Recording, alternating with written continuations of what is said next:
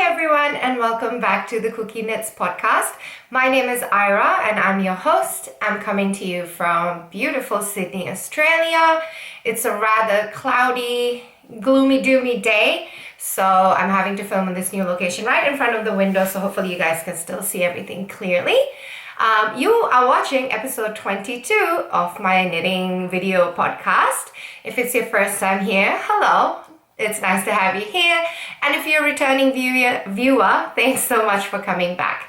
I'm available on Ravelry and Instagram as KukieKnits as well. And I'm quite active on both of those platforms if you ever need to get in touch or contact about anything. So before we get started, I have a little fun announcement to make. I mentioned this in my previous podcast as well, how I've started hosting some we're calling it Fibre Flicks. It's basically a crafting session at the movie theater, at the cinemas. So the lights are partly left on and everybody brings their projects and it's really, really fun. We had Notting Hill in September and that was a fun day. It was a great success and I just wanted to let you all know that if you're in Sydney and you're interested in coming to one of those, we have a Halloween Fibre Flicks coming up. We are watching Hocus Pocus, the original, which is an amazing movie. I looked up when it came out and it came out the same year I was born. So I was like, wow, we're the same age. So we're watching Hocus Pocus at Roseville Cinemas on 31st of October, so Halloween evening on Halloween and at 7 p.m. If you are interested, I will link the link for the tickets down below. I will also pop in a link where you can join the mailing list so you can be informed of any future events coming up if you're in Sydney and you might be interested to come to one of them. They're really fun. I'd love to have you there. Okay, so let's get started with my first finished object is the Minimalist cardigan by Carina Spencer, and I knit this out of Bendigo Woollen Mill's 8-ply luxury in the colorway Lavender. So this was a project that I knit for my mother-in-law. She chose the yarn, she chose the color, I suggested the yarn, she chose the color, and she chose the pattern. I made quite a few alterations for it. Maybe I'll move this way so I can insert pictures better. I made quite a few modifications for it. I did so this was knit in pieces. The cabling is just on the front, the arms and back plain. And because they were done in different needle sizes, because the gauge for the cabling versus the gauge for the stockinette, the reverse stockinette in the back on different needles, I did end up having to do them in pieces rather than doing them up to one piece in the armhole, which is what I was hoping to do, but no, it worked out fine. I lengthened it because my mother-in-law is quite tall. I lengthened it. I had to lengthen her arms as well. She has really long arms. I was quite surprised. My arms are like stumpy in comparison. And then I also changed the pattern a little bit to have the back and the sleeves be in stockinette side out instead of reverse stockinette side out, which is how the pattern's written. I had to alter the sleeve cuff quite a bit because it was like a wrap and turn increases on the top because on reverse, and then you actually wouldn't pick up the turn, like you would leave it because it would add to the look of being in reverse stockinette. But because I was doing it in stockinette, I changed the top like single wrap and turns to be German short rows. And then towards the bottom here, they were wrapped 2 in turns, and I tried doing that with German short row. It did not look good. So, and also I miscounted the number of short rows, so I had to rip it out. So the second time I did it, the wrap and turns, I converted to German short rows. The wrap 2 in turns, which was sort of lower down around the armpit, I left those in as wrap 2 in turns, and they look okay. Like it's not too noticeable. I think it would have been more noticeable right on the top, but right on the underneath part, just having those little wraps left behind was fine. The fit was really good. I really liked how the cardigan looked and fit on me. So Maybe someday I might make another one, but I think it's turning into a little bit of a bingo game of how many times I say that about which projects. My mother-in-law was very happy with it, very happy with it. It fits her perfectly. The color suits her well. She's very happy with the length of the sleeves and the length of the body because she says sometimes she finds it hard to find stuff where the arms are long enough. We went and chose the buttons together, which worked out perfectly. So overall, I would say this is a great success. It was supposed to be like I have a hand knit Christmas voucher for Christmas and her birthday last year. Her birthday is on Christmas. But usually I try to finish it before the start of winter, but this year I really just wasn't in the mood to knit on it. So I actually ended up finishing it up like a little bit closer to the weather warming up than I would have liked, but it's okay. Like she can wear it other winters. Doesn't have to be for this winter only. So yeah, that was the Minimalist Cable Cardigan by Carina Spencer. And then my next finished object is the Amy Slipover by Sandnes Garn. I don't think they give the designer's name. And it's from this very popular pattern book. It's called, I can't read that. But I think it's called Knit for Ladies, and the book number is 2202. I got this from the Yarn Bowl, but I had a look on the website. It's sold out now. So the Amy Slipover is basically a tabard with ties on the side. I find that word so fun to say, tabard. Because I've only ever said it in medieval history contexts. So using it here is really rather fun. Let me find, of course I can't find the,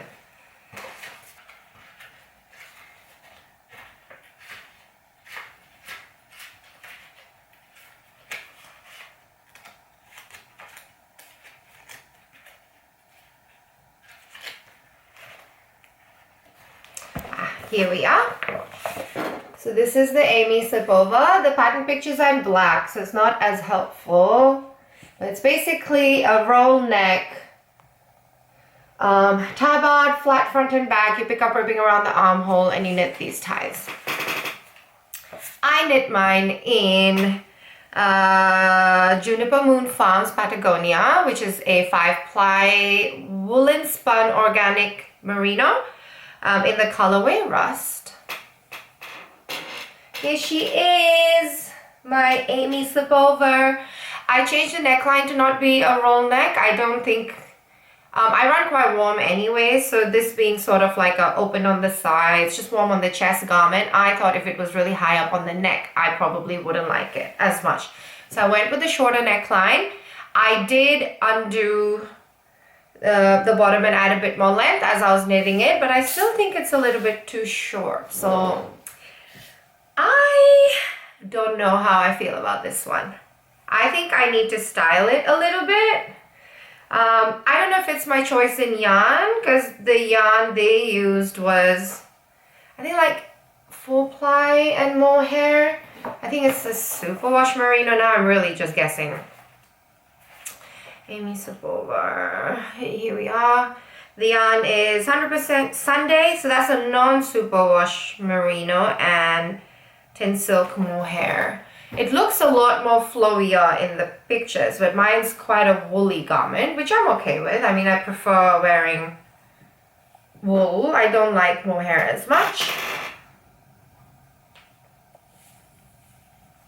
Okay.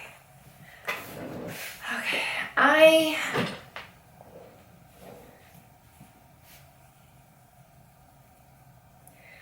can't figure out a way to make the ties look cute if I have done anything more than just a single tie. Oh, okay, that actually looks okay. Okay.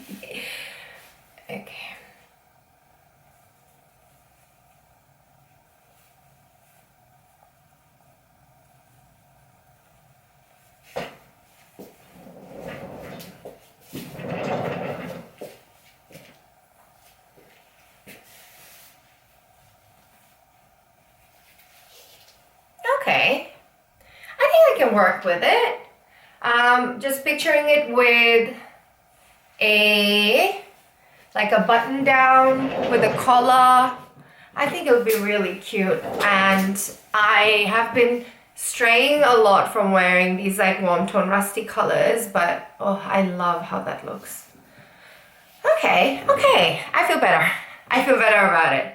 So this is the Slipover by Sandnes Garn. It's a very, very popular pattern.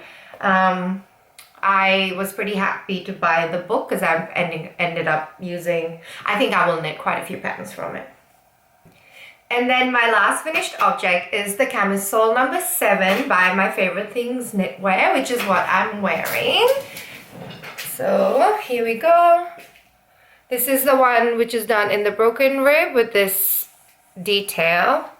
I don't know if it's supposed to sort of sit here, but I have boobs, so it sits quite high up. I don't know about that. And I knit this in Great Ocean Road Woolen Mill in their Summer Fiesta yarn, which is a 4-ply, I would say even a light fingering, so like a 3-ply, 70% merino, 30% linen, wool yarn in the colorway Sage Green. I bought this at Bendigo the year before, and the modifications I did for this was I shortened how many rows you had to knit in the strap, because I heard a lot of people saying that it was way too long, and I wanted this to be quite high up. As a more booby person, I find like it goes very quickly from like a short v-neck to like sometimes too booby, but especially in this sort of summer knits where it can be quite kind of stretchy. I didn't want to risk it even going even lower and looking more risque. So I shortened the straps, and I'm very happy with where the v-neck sits. It sits perfectly above where my cleavage begins, so I think it's actually quite a nice full coverage summer knitted tank, which is not a sentence I thought I was going to say. And I'm very happy with the straps. It is very bra friendly. I am wearing one of my rather thick strapped supportive bras, and you might be catching glimpses of it when I move around, but if you really like, if I really wanted, I could safety pin them together, but this much, like a little peak, I'm happy if it shows. It's more of a problem if it shows sort of like this, or, you know, in a halter neck kind of thing. I still wear stuff visible, but if something looks bra, like it might be bra friendly and it's not, that is annoying. So I pre-shortened the strap, and then I added length to the body. I made it quite full length. Like this is where my hips are, this is where my belly button is. I knitted quite full length, so I have options of how I want to wear it. I can always, you know, like tuck it in and shorten it if I want, but I like the option of having it longer length if I want to wear something, you know, something more variable in it. I'm getting a little bit over all of my clothing being cropped, and even though this knit took me forever, the body or teeny tiny broken rib, it took me forever. I was so tempted to just crop it, which is what I do with almost all knits, especially light fingering weight knits that are taking so long. I'm like, it's what does the knit pearl girl say? How cropped is too cropped? Yeah, how cropped is too cropped. But I persevered, and I'm really, really happy with how it worked out. I'm very happy with this. I love how it fits. The yarn feels nice on. I don't know if, I don't know how hot, like hot Aussie weather friendly this yarn would be, but it feels good on. And the only downside I had was that this yarn is like the plies are overplied in some areas, so I have a little strip of the yarn. It's a 2-ply yarn, and sometimes one of the plies would have a little like tail sticking out of it because it had overplied on itself, and it's quite prevalent throughout the garment. and threw out both the skeins of yarn I used, which I was a little irritated by because those little bits always end up working to the front of the garment. Kind of like if you leave a knot, I don't know why, they just come up to the front. So I'm just always keeping an eye out for any little bits of yarn sticking out, and I have to be really careful about what I pull because some of these linen errant pieces are quite sticky outy, so I've been pulling them out. But I have to be careful that I don't pull it because if I break the ply, it'll actually break one of the plies of the yarn and that'll weaken the garment. So those are my 3 finished objects. I'm quite pleased with all of them, even the Amy Slipover that I was a little bit nervous about. Okay, now to the works in progress. I have one that I'm working on and off on, but there's barely any progress, and I showed you guys to you last time, so I won't show you that. I'll just show you the 2 that I'm really avidly working on. So my first working project is the Guernsey Genser, which is also from this book. I have my eye on at least 2 more patterns, which I'm really happy about because sometimes I have a few pattern books that I haven't even touched once, but I'm already working on my second one from this. So the Guernsey Genser is this pattern here. It is knit in, I think, a DK weight yarn, double Sunday, and silk mohair. However, the sleeves, I can't get over it, are huge on this model. So I'm hoping mine will fit slightly better than that. And here's my version, which one's the front. This is the front. So this is my Guernsey Genser. I am on the last little bit of ribbing on the body. Kind of really zoom through this. It's a very fun knit. It's got moss stitch on the top, and then this fun crisscrossy cable, and then double moss, and then this, I thought it was like a flower, but it's just cables. And the yarn I'm using is slightly different. So I'm using Knit Picks Wool of the Andes in the colorway Lake Heather. And it's this beautiful purpley undertoned gray, I would say.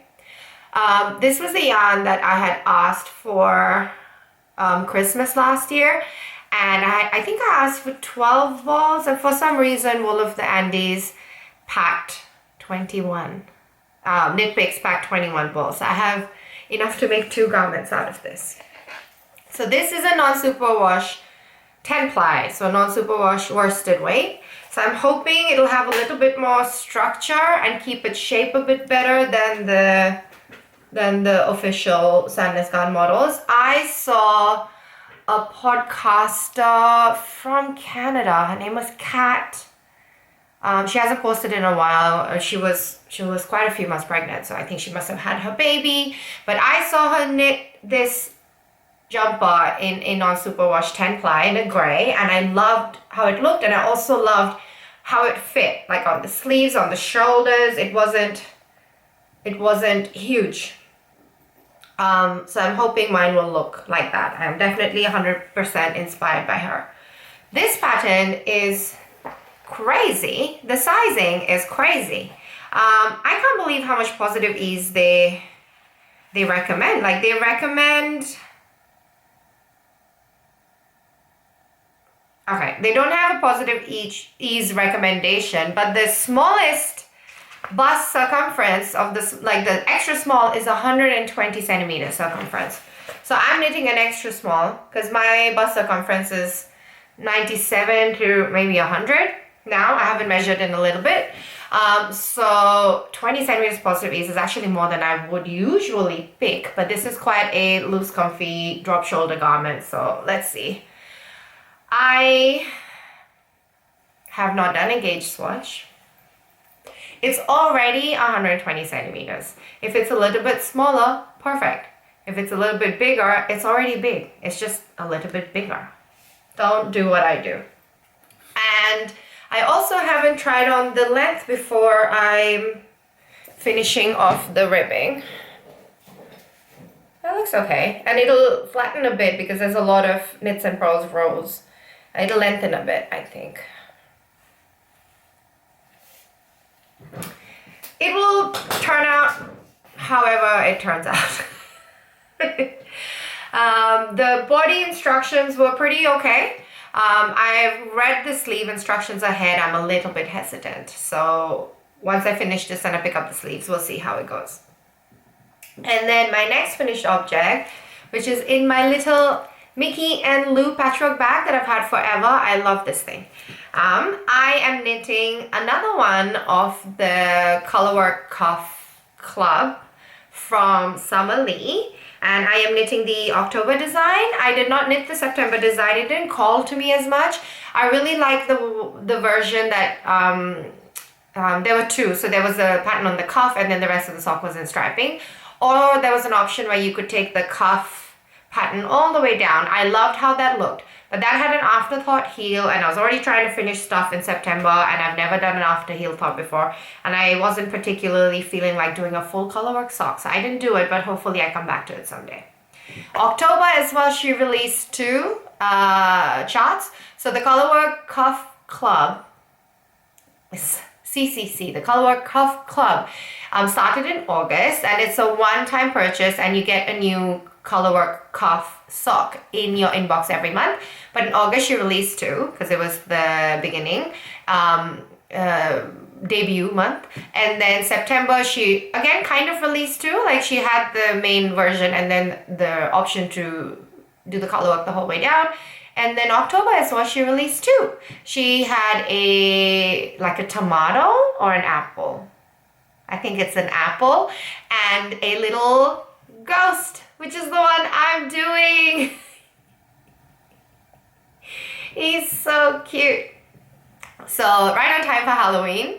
I don't know if you guys can tell, I love Halloween. I get very into costumes, very into Halloween movies, the fun kind, not the scary kind. And obviously very into this orange and ghost theme.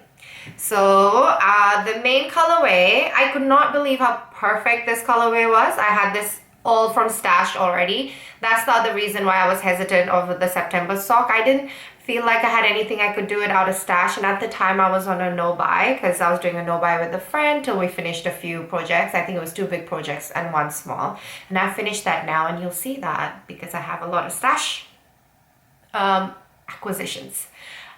So this was Knit Picks Fingering Hawthorne in the colorway. It was called Specimen 1809.01. So I got this in a D-stash, honestly, maybe 3 years ago before I even used to knit socks. I don't know why I bought a whole D-stash of sock yarns, but either way, like, I knew it was gonna work out someday. And then the white is Regia, just regular Regia, and the brown is Regia Tweed.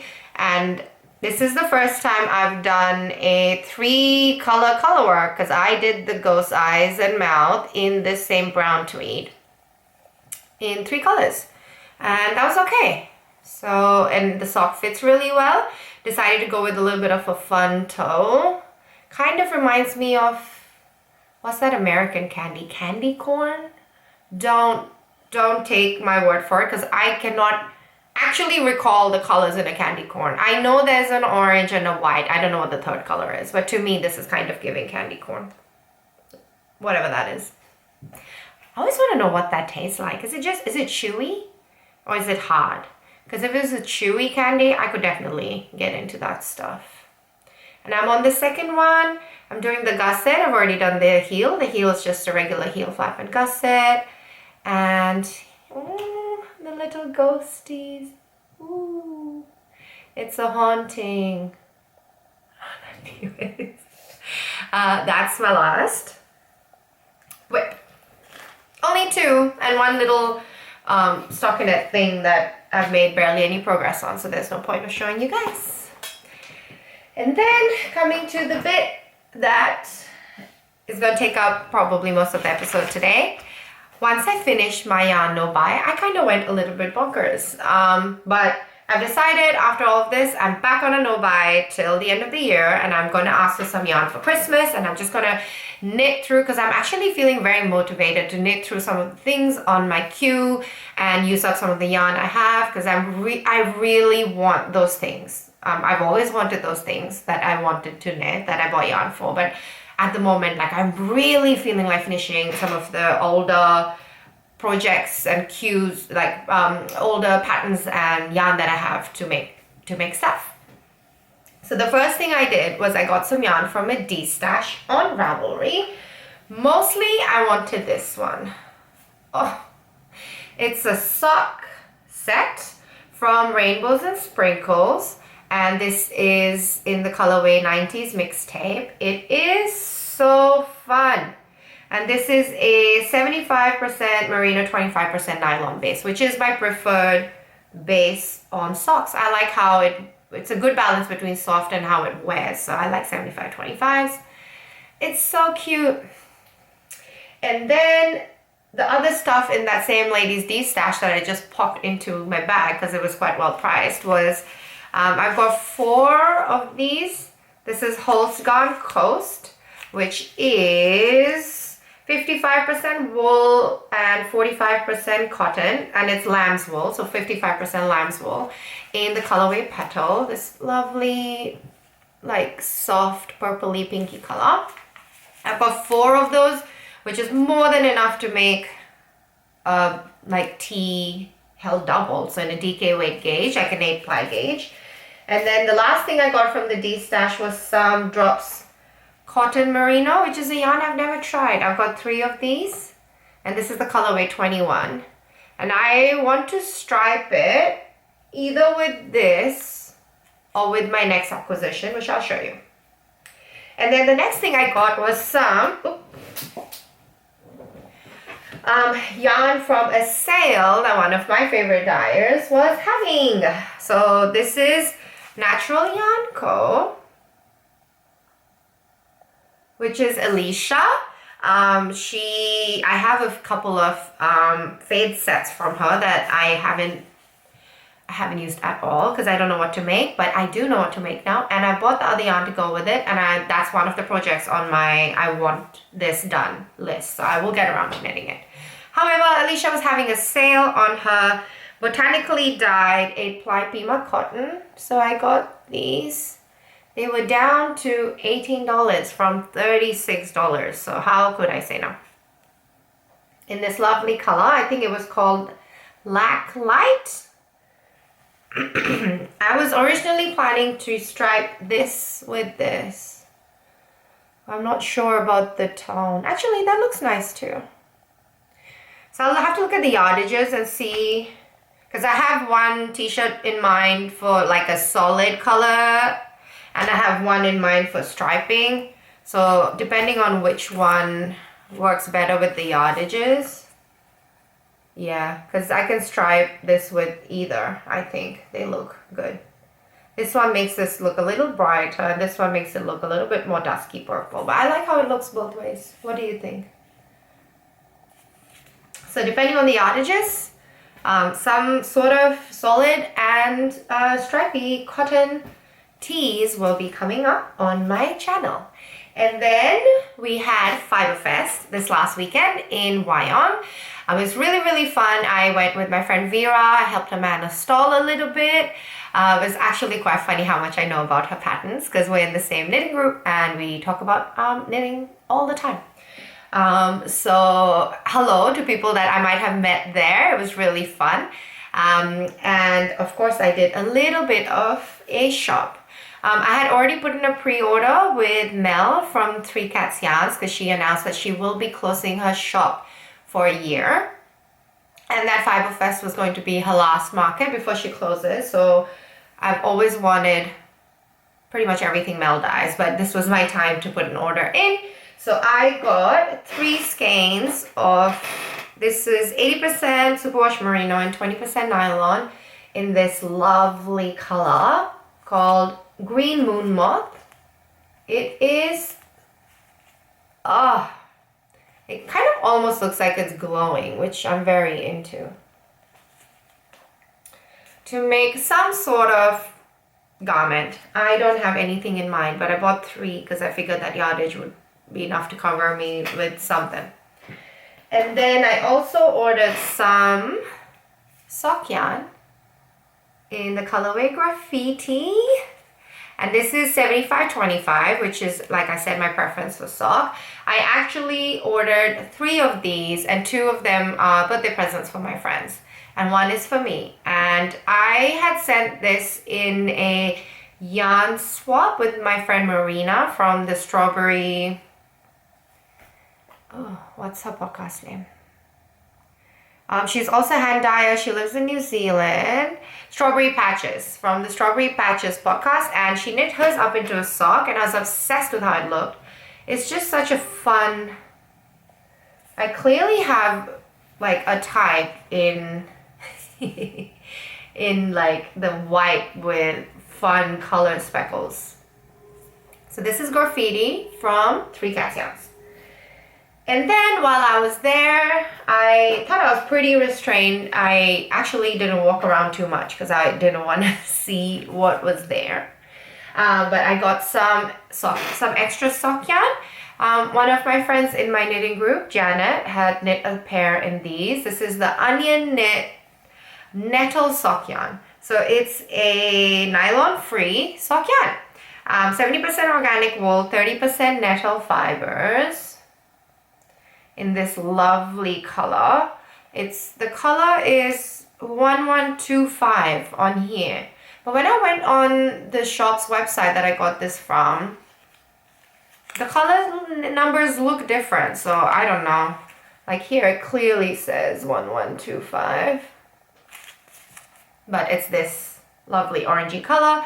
And I saw Janet knitting with it, and I wanted some, and I wanted some the exact color. So I bought the exact same color. And then I also got the same yarn in this beige color to hold as a contrast color with the fade set to make this a jumper. So this is in the colorway. Similar with this, the color did not show on the website. So I don't know. It says 1117, but I don't know, it's sort of this beigey color. Yeah. So those are all my acquisitions and all my makes and my works in progress. Hopefully you enjoyed watching and catching up. I feel very good about the stuff I've made in the past month. I feel like I've made a lot of progress. I'm really enjoying my knits. I finished my yarn band. I bought some yarn, and now I'm going to be back on... Maybe I usually don't like to be like strict about no yarn ban, but I really enjoyed being on the yarn ban. It really gave me motivation to finish stuff. So I'm putting myself back on it, even though my friend who I was doing it with is, I was mostly doing it with her to support her. I already have enough yarn. Yeah. So other than the yarn I'm going to buy at Christmas, I think I'm going to try and use up stuff till the end of the year, and then maybe buy more yarn next year. So thanks so much for watching. If you're in Sydney and you're interested in coming to Fibre Flakes, find all the links below. Hope to see some of you guys there. Thank you to everybody who came to Notting Hill already. It was so fun. I just love all fibre related events. Yarn festivals and the movie stuff and whatever else anyone can come up with. The online forums, Ravelry, Instagram, YouTube, I'm all up in there. Yeah, so thanks so much for watching, and I will catch you next time. Bye-bye.